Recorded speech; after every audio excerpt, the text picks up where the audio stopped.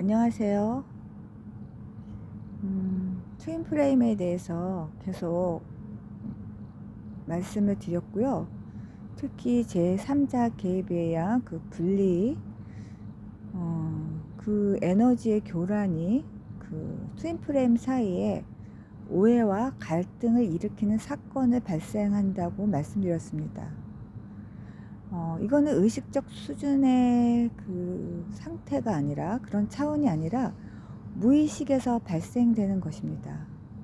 그래서 그 당시에 헤어졌을 때는 이러한 것들을 잘 모르고 그냥 헤어지다 시간이 지나면서 이 무의식에 있던 것들이 표면화되면서 다시 돌아보면서 알게 되는 것들입니다. 그 트윈 프레임과의 관계에서 왜 제3자 개입이 있느냐, 그거는 그 운명의 그 시험이라고 할 수 있습니다. 여러분은 이러한 일들을 처음 겪은 게 아니라 전생에도 겪었고, 그 전생이 수많은 수십 번일 수도 있고 수백 번일 수도 있습니다. 그 분리를 겪을 때마다 여러분은 서로가 아픔을 서로 주고받으면서 많은 그 카르마를 낳게 하였습니다. 카르마에는 선업과 악업이 있는데 이 트윈 사이에는 그것이 동시에 같이 있습니다. 사실 트윈을 아프게 하면 그게 내 자신을 아프게 하는 것이기에 상당히 그 오랜 상처와 그 고통이 많은 시간이 지나도 이게 사라지지가 않습니다. 오히려 덮어놨던 것들이 시간이 지나면 이게 다 올라오기 때문입니다.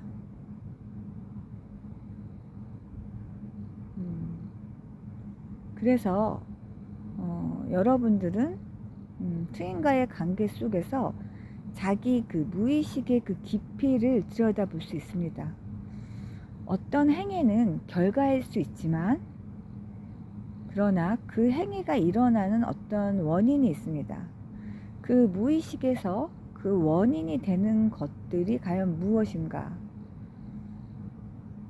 결국 그 원인을 계속 들여다보면 여러분의 무의식의 그 부족한 그런 한계, 아픔, 상처, 이러한 것들이 그 현상들을 만들어낸다고 볼 수 있습니다. 결국은 트윈이라는 그 존재는 여러분의 아픔과 고통을 들여다볼 수 있는 그 역할을 하기 때문에 여러분의 자신의 그 한계와 부족한 것을 계속적으로 보게 만듭니다. 그래서 맨 처음에는 이것이 상당히 고통스러워서 트윈을 멀리하거나 도망가거나 분리를 원하게 되는 겁니다. 그러나 이것을 통해서 여러분들은 에너지에 대한 그 응축과 용의 흐름의 감각을 갖게 됩니다. 이거는 그 명상이나 영성이나 뭐 이런 쪽에 관심이 없었던 분들도 알게 됩니다. 특히 뭐 불교를 믿는 분들은요, 뭐 선정이나 명상에 이미 익숙해져 있기 때문에 이러한 것들에 대해서는 그렇게 놀라지 않으시지만 천주교 신자나 기독교 신자들 역시 이런 부분에 대해서 공감하게 됩니다. 그리고 종교가 없는 그런 분들, 무신론자 그런 분들도 여러 가지 에너지의 흐름과 직감과 감각을 배우게 됩니다. 이러면서 뭔가 모르는, 그러나 뭔가 있는 그러한 감각을 여러분들이 스스로가 일깨워가는 과정, 그거를 우리는 트윈 과정이라고 합니다. 이 과정은 카르마 메이트나 소울메이트하고는 같이 있을 때 배울 수 없는 그러한 관계입니다. 소울메이트는 아무리 좋아도 헤어지면 사실 그렇게 오래 기억에 남지 않습니다. 서로가 자신의 역할을 상호 보완하였고 그 시기가 다했을 때 헤어지는 것이 소울메이트입니다. 트윈은 동지가 아니라 자기 자신이기 때문에 떨어져 있거나 옆에 있거나 사실 크게 차이가 없습니다. 그래서 트윈 플레임은 만난 즉신 잘 모르나 시간이 지나고 지날수록 더 알게 됩니다. 그러면 왜 이 시점에 우리는 트윈 플레임에 대해서 이렇게 관심을 갖고 많은 사람들이 알게 되어 갈까요? 지금은 트윈들끼리 이제는 서로가 이해하고 서로의 갈등과 의심과 오해를 풀어나갈 수 있는 시기가 도래하기 때문입니다. 이것은 혼자의 힘으로 되지 않습니다. 집단 무의식의 변화와 그 흐름에 따른 여러 가지의 그 선택, 우리가 아무리 노력을 하여도 우주가 때가 됐을 때 모든 것들이 움직이는 것처럼 이것 또한 그러한 곳에서 이루어진다고 볼 수가 있습니다. 제가 계속 이게 시리즈별로 이렇게 방송을 하는 것은 우연이 아닙니다. 많은 분들의 여러 가지의 염원과 기원들이 모이고 모여서 이러한 움직임이 이루어졌고 이러한 운동들이 이루어진다고 볼 수 있습니다. 이것은 거대한 에너지의 흐름이라고도 볼 수 있습니다. 여러분들은 그 흐름에 같이 동참하여 같이 서로를 용서하고, 제가 여러 번 말씀드렸지만 트윈을 아프게 한 것만큼 큰 업을 짓는 게 없습니다. 왜냐하면 자기 자신을 아프게 한 것이기 때문입니다. 이번 생의 분리는 여러분이 수십 번 수백 번의 트윈과의 아픔과 갈등의 결과가 이번 인생일 수도 있습니다. 제3자의 개입과 시험은 사실 여러분이 준비가 되었고 깨어있고 정화가 되었다면 그 시험을 여러분은 물리칠 수 있었을 겁니다. 아무것도 아닌 거로 그 오해를, 그 의심을 다 넘어갈 수 있었습니다. 그러나 여러분이 준비가 되지 않았기 때문에 여러분은 그러한 부분에서 헤어질 수밖에 없었고 분리가 될 수밖에 없었습니다.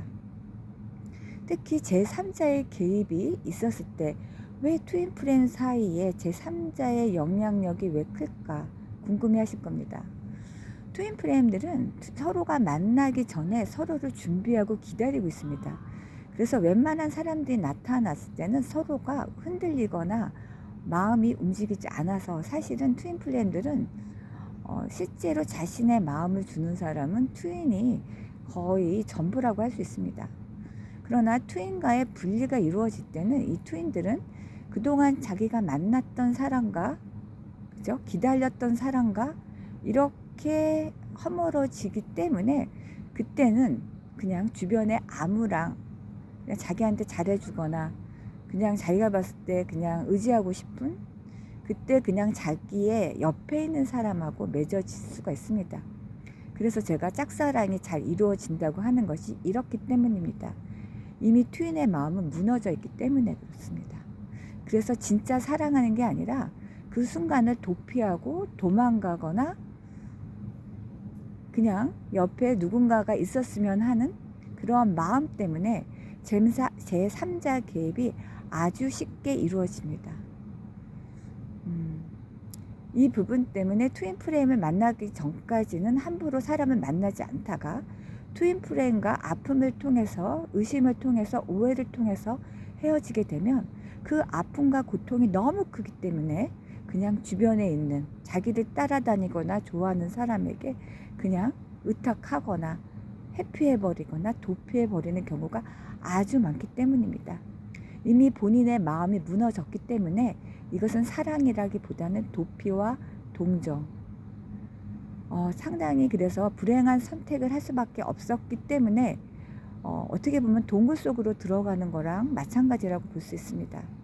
그러나 트윈들이 그 속에서 진짜 무엇이 참이고 거짓인지를 분별할 수 있는 그런 에너지가 모이고 응축할 때 트윈들은 다시 깨어납니다.